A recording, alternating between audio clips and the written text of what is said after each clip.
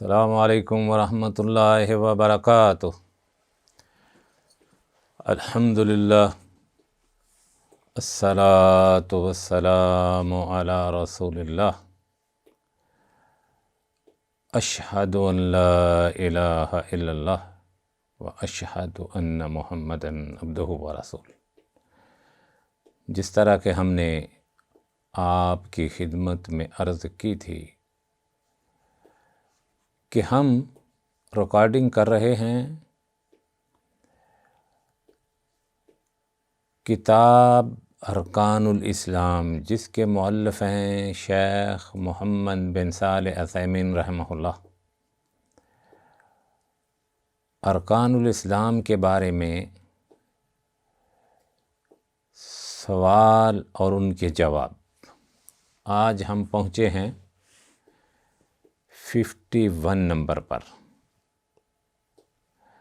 سوال کیا کسی نے، اس شخص کے بارے میں کیا حکم ہے جو کسی مصیبت کے نازل ہونے کی وجہ سے غصے یا ناراضگی کا اظہار کرے؟ جواب دیتے ہیں رحمہ اللہ، مصیبت کی حالت میں، سنیے، کہتے ہیں مصیبت کی حالت میں لوگ یا لوگوں کے 4 مراتب ہیں۔ پہلا مرتبہ ناراضی کا ہے، اور اس کے کچھ اسباب ہیں یا اقسام ہیں اس کی۔ پہلی، انسان دل سے ناراضگی کا اظہار کرے، انسان اپنے دل سے ناراضی کا اظہار کرے، یعنی اپنے رب تعالیٰ سے ناراض ہو، اور اللہ تعالیٰ نے اس کے مقدر میں جو کچھ لکھ رکھا ہے اس کی وجہ سے وہ اپنے رب کریم پر غصہ ہو، تو یہ شرعاً یہ اس کا غصہ کرنا حرام ہے۔ اور بعض اوقات یہ ناراضی کفر تک بھی پہنچا دیتی ہے، جیسے کہ رب باری تعالی کا ارشاد ہے، وَمِنَ النَّاسِ مَن يَعْبُدُ اللَّهَ عَلَى حَرْفٍ وَمِنَ النَّاسِ مَن يَعْبُدُ اللَّهَ عَلَى حَرْفٍ فَإِنْ أَصَابَهُ خَيْرٌ اطْمَأَنَّ بِهِ وَإِنْ أَصَابَتْهُ فِتْنَةٌ انقلب علی وجہہ خسر الدنیا والآخرہ۔ اور لوگوں میں کوئی ایسا بھی ہے کہ وہ کنارے یعنی شک پر اللہ کی عبادت کرتا ہے، عبادت بھی کرتا ہے لیکن شک و شبے کے ساتھ۔ اگر اس کو کوئی دنیاوی فائدہ پہنچے تو اس کے سبب تو مطمئن رہتا ہے یا مطمئن ہو جاتا ہے، اور اگر کوئی آفت آ پڑے تو منہ کے بل لوٹ جاتا ہے، پھر کافر ہو جاتا ہے۔ اس نے دنیا میں بھی نقصان اٹھایا اور آخرت میں بھی یہی تو نقصان صریح ہے۔ ناراضی کا اظہار زبان سے ہو اور وہ زبان سے تباہی و بربادی کو پکارے اور اس طرح کی چیزیں اختیار کرے تو یہ بھی حرام ہے۔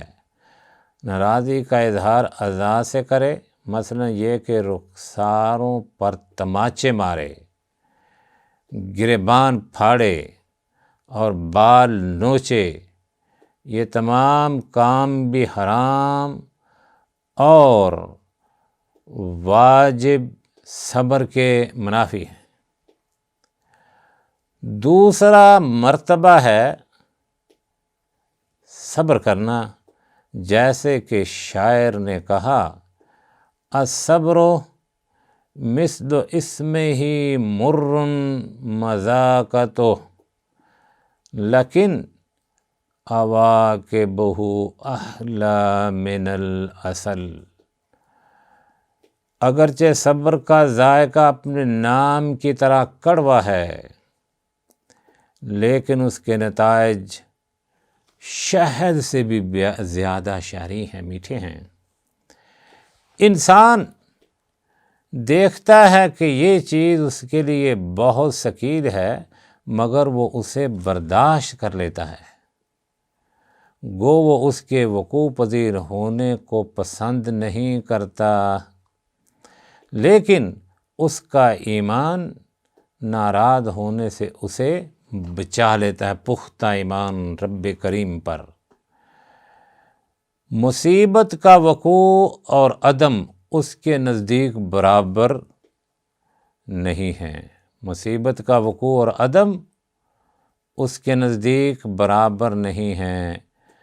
صبر کرنا واجب ہے، کیونکہ اللہ تعالی نے صبر کا حکم دیتے ہوئے فرمایا وَاصْبِرُوا إِنَّ اللَّهَ مَعَ الصَّابِرِينَ، وَاصْبِرُوا إِنَّ اللَّهَ مَعَ الصَّابِرِينَ، اور صبر سے کام لو کہ اللہ صبر کرنے والوں کا مددگار ہے۔ تیسرا مرتبہ رضا کا ہے کہ انسان مصیبت پر راضی ہو جائے، حتیٰ کہ اس کے نزدیک اس کا وجود اور عدم برابر ہوں۔ مصیبت کا وجود اس پر گراں گزرے، نہ وہ اس کے لیے بھاری بوجھ بنے، یہ بات مستحب ہے، اور راجح قول کے مطابق یہ واجب نہیں ہے۔ اس مرتبے اور اس سے پہلے مرتبے میں فرق ظاہر ہے، کیونکہ اس کے نزدیک مصیبت کا وجود اور عدم رضا کے اعتبار سے برابر ہیں، جبکہ پہلے مرتبے میں مصیبت دشوار تھی مگر اس پر صبر کیا جا رہا ہے۔ تیسرا مرتبہ تو آپ نے سن لیا۔ چوتھا مرتبہ یہ ہے کہ انسان پر مصیبتیں آ پڑیں تو اپنے رب کریم کا شکر ادا کرے، یہ مرتبہ آخری مرتبہ ہے جو تمام مراتب سے اعلیٰ مرتبہ ہے، یعنی انسان مصیبت کے پہنچنے پر بھی اللہ رب العزت کا شکر ادا کرے، کیونکہ اسے معلوم ہے کہ یہ مصیبت اس کے گناہوں کا کفارہ اور اس کی نیکیوں میں اضافے کا موجب یعنی سبب بنے گی۔ نبی اکرم صلی اللہ علیہ وسلم نے فرمایا ما من مصیبت تصیب المسلم الا کفر اللہ بها عنہ حتی الشوکہ یشاکھا، رواہ البخاری۔ فرمایا اللہ کے نبی صلی اللہ علیہ وسلم نے ما من مصیبت تصیب المسلم الا کفر اللہ بها عنہ حتی الشوکہ یشاکھا، مسلمانوں کو جو مصیبت بھی پہنچتی ہے اس کے ساتھ اللہ تعالیٰ اس کے گناہوں کو مٹا دیتا ہے، حتیٰ کہ اسے چبھنے والے کانٹے کو بھی اس کے گناہوں کا کفارہ بنا دیتا ہے۔ اس لیے ہم نے عرض کی کہ صبر کے 4 مراتب ہیں، ان میں سے سب سے کمزور وہ ہے کہ جس کو خیریں پہنچیں، تندرستیاں ملیں، دولتوں کے ڈھیر مل گئے، بڑی اچھی قسمت ہے۔ رب کریم اللہ نے ہمارے اوپر احسان کیا ہے۔ جو ہی پانسا پلٹا، وقت نے انگڑائی لی، مصیبتیں آ گئیں، بھول گئے اپنے رب کریم کو، چھوڑ دیا ایک دم۔ اور اسی طرح دوسرا مرتبہ یہ ہے کہ صبر کر لیتا ہے، انسان دیکھتا ہے کہ یہ چیز اس کے لیے بہت ثقیل ہے، مگر وہ اسے برداشت کر لیتا ہے۔ یہ گویا کہ اس کے وقوع پذیر ہونے کو پسند نہیں کرتا تھا، ایک یہ بھی ہے۔